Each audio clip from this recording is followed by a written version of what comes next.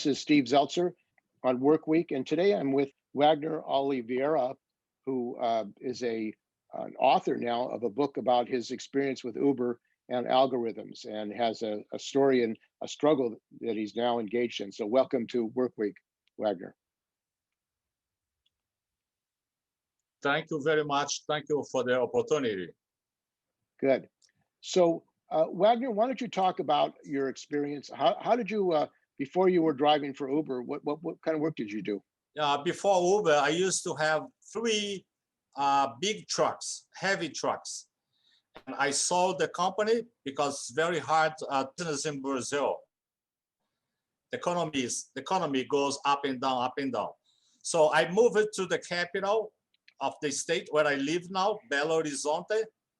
And I got here, I moved here November 2014. And Uber got here in September. So when after January, February, March 30, I start driving for Uber from March 30, 2015 until October 15, when I was blocked. I was blocked in a platform. I am the first driver to be blocked in a platform in Brazil. And then in the next month, I started a lawsuit against the company. So why don't you talk about your experience with Uber, driving from them, and what happened that you came to feel that you were being exploited, and also the role of the company in trying to remove you, why they removed you?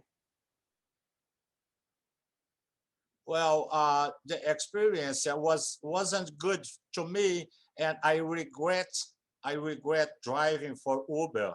I am not a professional driver. I went to the school and I did a business entrepreneur. So I regret, because at the first time I thought they were serious, and then I realized they are criminals. I hate Uber, and they blocked me because they were spying me inside the car. I don't know if you know, but they put the audio and the film on a cell phone from the driver.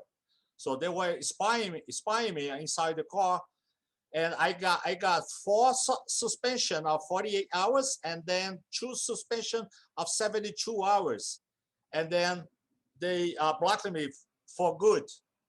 And you say that the algorithm is a new foreman. What do you mean by that? And what is the role of algorithms in for drivers like yourself and others who work for Uber? Steve, for me, Uber commit crimes all day long, day and night, using the algorithm.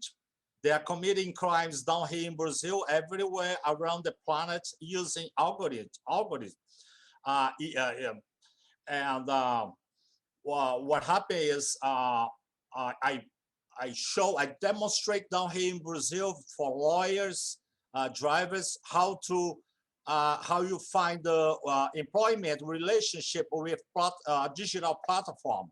So I prove the drivers are employees, not independent contractors. So we have to answer here 4 questions. So I demonstrate that. And my experience by being what were the 4 questions? Being followed. What were the 4 questions? For example, I know in the United States you have to answer 3 questions to prove you are an employee and not independent contractors. Here you have to explain that you are subordinated. You are subordinated to the company. I mean, the company gives you orders, you have to follow that orders. That's the first step. The second step is about the payment. They ask you if you give the price, if you charge the clients, or the company does that. And Uber does the whole thing. The driver has no control of money, right? Credit cards, anything. So the driver doesn't say the price. The rate is given by the platform. The other thing is if you work all the time for the company, or if you work when you want to work. So to make some money, you have to work for Uber all day long. If you don't work 15 hours a day, you don't make any money, right? And what's the other thing? And the other one, you have to prove that I have my application. I can't let you drive for me. So I have to take the rights instead of giving you my cell phone, and you could answer that call for me. Do you understand what I say? Yes. So you can't subcontract out. It has to be you personally doing the driving. Right. Yeah, exactly. Thank you. Yeah, exactly. So Yeah. the law in Brazil, you decided you were going to take them to court and challenge them. How is the algorithm used to, as a new foreman, as you say, to exploit the drivers? Well, what happened is in the beginning, many years ago, we used to have a manager in the farms and in the companies, a person that tell you what to do all day long. Go over here, go over there, bring it over here, bring it over there. So we don't have that manager in person, but we have algorithm, and the algorithm it's much worse than a manager, because the algorithm doesn't sleep, doesn't stop to go to the bathroom, and watch you all the time. It's a computer order that follows you all the time. So I'm going to give you an example. They were protesting because of lawfare in here outside the stadium. The stadium where Brazil lost for Germany from 7-1 in the World Cup. So the driver many drivers were over there protesting against Uber. They go in a computer and they do what they call geographic fence. It's inside the computer, and they ask it for the computer to the platform to inform them what people are in the stadium right now. And they got like 300 phone calls. They identify 300 drivers over there protesting against the company. And they start sending them messages, say, you are away the platform because you are making a bad use of our platform. Do you know what I mean? Yeah. Yes. Just an example. For example, if I want to drive you to the airport outside the platform, they are watching me and they are watching you. They can follow me there and say Wagner is moving to Steve houses and did not open the ride, so he is stealing our clients. So he's the algorithm is spying on me and spying on you. So when I drive you to the airport, they know I did that without opening a ride in a platform. You know what I mean? Well, what if you use your own phone? Yeah, and they are following you all the time because you have to put your location on to receive calls, to use Waze, right? To use Google Maps. So you have to be on. If you are on, they are watching you all the time by the algorithms. And so you were saying that the drivers who were protesting the conditions of employment by Uber were spied on by Uber and then were retaliated against? Yeah, they did it. They blocked 300 drivers at that day on that event. What day was that? That was last year around October last year. So they used the technology to prevent the drivers from protesting their conditions of employment. Right. So the algorithm it's much worse than a manager in person. That's what I mean. Is this legal in Brazil for them to spy on a worker like this? No, it's a crime. But what happened is the legislator, the politics are supporting Uber because of, because they have votes. So the politics doesn't want to be against Uber because of the clients. And Uber used that like it used in the United States to put the passengers against the regulators, to push them and say, don't touch us, don't do anything against us, right? They are doing that with the mayor in London, and they are doing that with the mayor in New York City. So you're saying that the regulators are being prevented from enforcing regulations, and there's corruption. Is there corruption in Brazil with the regulators? Yes, I would say so. I would say so. I would say so. My goal here is to destroy Uber. I want to destroy Uber, and I brought already like 2,000, 3,000 drivers to lawsuits.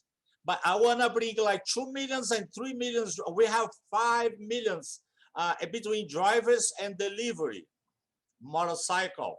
So I want to bring all these people against Uber and Uber Eats. Survival, war for survival. And what does your lawsuit say? What happened is my lawsuit was the first one, and I lost. We have 3 steps in Brazil, first, second, and third. I lost three steps. So I had no chance. I got no money, but I still work on that. And now we are winning, because at that point, the judge, they didn't know anything about Uber, about digital platform. So I lost because they don't know, they still don't know what they are judging. You know what I mean? So these digital platforms, it seems like more and more workers are being controlled by these digital platforms. What is the future for working people if they control workers through these digital platforms? Well, you know what? I think Uber is so cowards because they are manipulating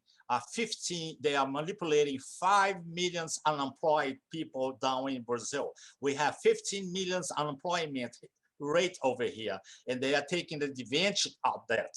So we have a huge fight here between Americans from Uber, Chinese from Didi Xuxing, and the Russians now. Now the Russians came in with InDriver. So the InDriver brought the price down and is fighting Uber very hard.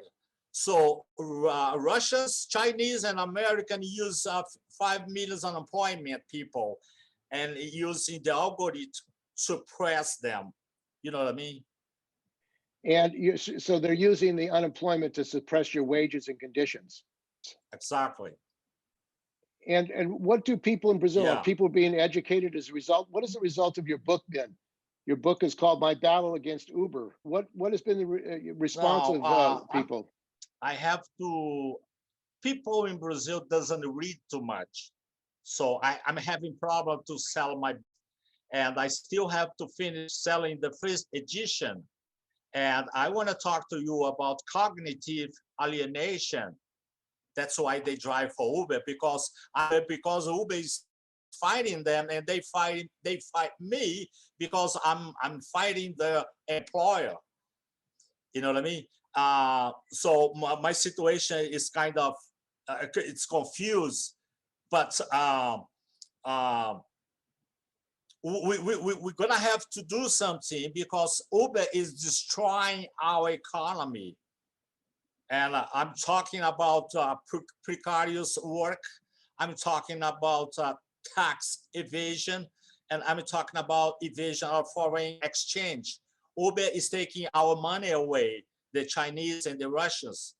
So they are making our economy much worse. Do you know what I mean? Yes. So what do you think should happen to these Uber executives, the owners of Uber? It seems like they're basically ignoring the law and protection of workers in Brazil and exploiting the loopholes. What do you think, they should be prosecuted criminally? Yeah, I think we should kick the doors of the headquarters in San Francisco and handicap these people and bring them behind bars, because they are all criminals. They lie, they kill, they use a fake email address. I know everything about Uber. I have been researching Uber for more than 5 years and use in California all day long. I speak to California every day, every single day, and I know everything about the Proposition 22 and AB 5. The Proposition 22 was a fraud. They voted in a fraud. And I think the Supreme Court, the American Supreme Court, has to avoid Proposition 22. And I want to understand what the President Joe Biden is doing, because the director, Kamala Harris, has a brother-in-law that works for Uber, and it sounds like they are manipulating things behind scenes. So it looks like to me that Joe Biden is scared of his own shadow. How is Uber killed people? Do you know how many drivers are dying in Brazil every day because of Uber? 20, about 20 drivers every month. And they are here for 85 months. So we have like 2,000 people dead. And the favelas in Rio, it's very dangerous. You know the favelas in Rio. So when a driver gets a call from the favelas, they say, well, they think if I go there, I'm gonna die. If I don't go, I lose my job. You're saying that Uber is sending drivers to dangerous places which threaten their life for profits. They don't care what happens to the driver. All the time. I'm sorry, all the time, because the clients on the favelas, they are Uber clients. They are calling the car all the time. And they got shot every day. I see people with neck cut. One day, listen to me. One drug dealer, his mother was sick, and he started calling the car. But because it was a risky areas, the driver didn't want to go there. So he got 2 prostitutes and say, go around the corner and call these fucking drivers over here. And they start answering the call from the prostitutes a little bit far away. And they start getting there. They killed the first one, they killed the second one, the third one, and the fourth one. The fifth one ran away. The first, they were stabbed to death. And they cut the drivers in pieces and throw in a hill. What does Uber say about this, the treatment of the drivers? This is not our problem. This is a security public problem. We have nothing to do with that. So they wash their hands of it. They wash their hands. They say they're not responsible. They wash their hands. They say, yeah, we are not responsible, and we block the passengers already. He's not in the platform anymore. And bring the next driver. Bring the next one. Who's that? Next. Call the next. It's stupid. Uber is insane. Uber is the worst thing in the world. Uber is a platform out of control. The crackers, because I don't say hacker, I say cracker. They go inside the platform and they steal my driver's license, make a fake account. Many drivers in Brazil use fake accounts. Do you know who these people are? They are in jail, but for some reason they got benefits to work in the daytime. So they sleep in the jail. 7 a.m. they can go to work, and they are working for who? For Uber. The car is right outside the prison, and they use electronic anklet. And they are driving you to the airport, and they go across the city's limits. And the judge wrote on his sentence, you can't get out of the city. So when he's driving you to the airport, that electronic ink start yelling in a car. And they say, oh no, Steve, doesn't work. Don't worry, I'm gonna drive to the airport. I was condemned by the justice. I have problem, but I'm gonna drive over there. Take it easy, relax. I'm gonna drive to the airport. And what is the role of the Bolsonaro and his government in Brazil in relationship to Uber? Bolsonaro has three young kids. I mean, like 30s, 35, 3 guys. Well, 4 guys. Those 4 guys speak to him every day, say, you have to support us. My friends, oh, we like Uber, so you support Uber. So he is committing a mistake, opinion mistake, because he never did anything against Uber. He just said that I support Uber because of the people, because of the voters, because of the Uber clients, putting pressure on him and all the politics. But who made a mistake by action was Lula and PT parties in the past years, when Uber, because Uber got here in 2014 and Bolsonaro got in power in 2020. So Bolsonaro, until now, he has nothing to do with Uber. That was a mistake by Lula, Luiz Inácio Lula da Silva, and his party, PT party, the Worker Party. Do you know what I mean? So you're saying the Workers' Party allowed Uber to come into Brazil and violate the laws and conditions of workers in Brazil? Yes. Well, we have a big problem here because, unfortunately, Brazil is a very corrupt country. We lose 20 billions every year. 20 billions of every year we lose in corruption. So the Congress, they approved the law, and the law says two things. The law says the mayor, the city has the right to regulate Uber. Okay, that's good. But the law at the same time that we have liberalism, economic liberalism. So the state cannot work against the companies because the companies wants to work and create jobs and pay taxes and everything. So the law say two things. When the mayor, like in Rio de Janeiro, 2 weeks ago, the mayor say, we are gonna regulate Uber in Rio. And he made a very good document, the Rio de Janeiro's mayor. And then what Uber does, Uber goes in a justice and say, we have to stop the mayor in Rio because he wants to stop Uber. And then the courts support Uber and say, we're going to stop the mayor. So no regulations in Rio. Our streets are full of cars, right? We are in the middle of the pandemic. Nobody's on the streets, but the streets are full of Uber cars. All the cars you see in the streets in Brazil, it works for Uber or GG or the Russians in drive. Do you know what I mean? So it's a mess. Our transit, and they are breaking. See, the bus company, because we don't have too much subways down here, because they destroy our railroads in the past 100 years. So we depend on buses. And in Rio, like 20 or 25 companies shut it down because the bus drivers, they work for Uber. When they leave the garage, they get their car and go to the streets and get the bus passengers right outside the office. So the business people are very angry. They say, I'm gonna shut down the company and you're gonna work for Uber for good. Yeah, this is part of privatization. The government, not just the Bolsonaro, but the Workers' Party allowed privatization.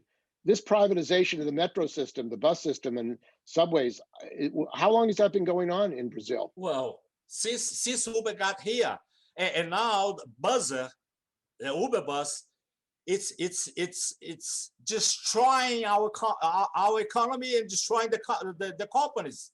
The business people from the buses companies, they're very angry, and it's gonna collapse.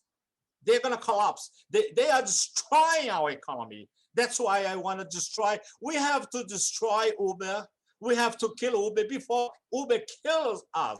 Tell you that from of the employment, Uber is unviable because breaks the law and says the drivers are independent contractors. And that's a lie. That's a lie. By the environmental points, Uber is unviable because bring pollution to our city. Operationally, it's inviable because you use a small equipment, a small car that takes only 3 passengers and doesn't compete with the mass public transportation like buses, trains, and subways. And it's legally unfeasible because breaks the law all the time. So Uber doesn't work, will not succeed, and we have to stop these people. Well, I want to thank you very much for joining us. We've been talking with Wagner Oliveira. He was a driver for Uber who was fired, first one to be removed from Uber, and is fighting Uber. He's written a book called My Battle Against Uber. He says the algorithm is the new foreman, and this is a global criminal organization, Uber and the owners of Uber. So thanks for joining us today. Thank you very much, Steve. Thank you.